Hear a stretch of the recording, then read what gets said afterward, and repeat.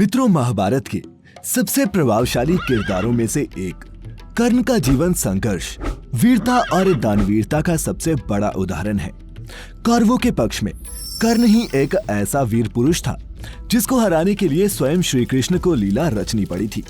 कहा तो यहाँ तक जाता है कि भगवान शिव का त्रिशूल भी कर्ण के कवच कुंडल का कुछ भी बिगाड़ नहीं सकता था। लेकिन क्या मित्रों, वाकई में कर्ण के कवच कुंडल में इतनी शक्तियां थी?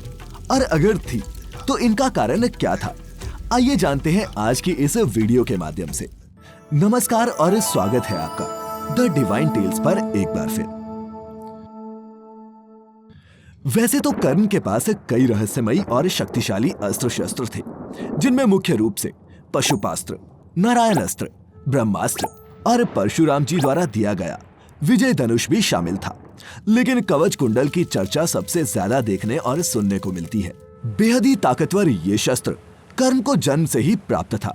जब महाभारत का युद्ध शुरू होने वाला था तो कर्ण के इसी कवच कुंडल को लेकर पांडव खेमे में चिंता थी, क्योंकि जब तक कर्ण के पास ये शस्त्र रहता तब तक तीनों लोकों में उसे कोई भी पराजित नहीं कर सकता था। मित्रों, कर्ण के व्यक्तित्व की एक और खूबी थी और वो थी उनकी दानवीरता। इसी का फायदा उठाकर देवराज इंद्र ने ब्राह्मण का वेश धारण करके कर्ण से ये दान में मांगा था और कर्ण ने भी ये खुशी खुशी दान में दे दिया था।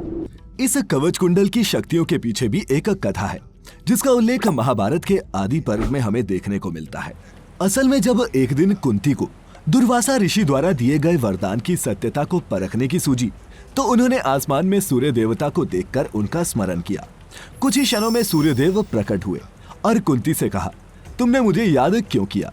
कहो क्या वरदान चाहिए? तो कुंती ने जवाब दिया कि सूर्यदेव, मुझे कोई वरदान नहीं चाहिए, मैंने तो बस उत्सुकतावश दुर्वासा ऋषि के वरदान की सत्यता को जांचने के लिए आपका स्मरण किया है। फिर सूर्यदेव बोले, कुंती, मैं बिना वरदान दिए नहीं जा सकता, ऐसे में मेरा आना निरर्थक हो जाएगा।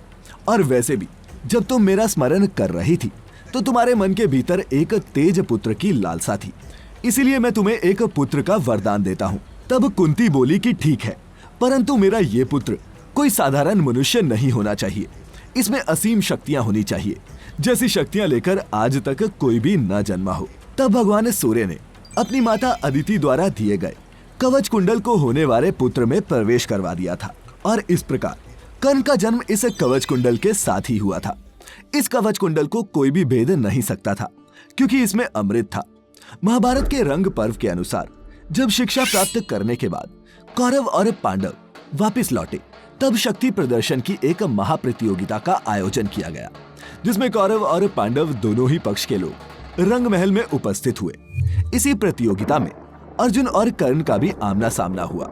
इस कड़े मुकाबले में दोनों ने अपने बड़े बड़े शस्त्रों का प्रयोग किया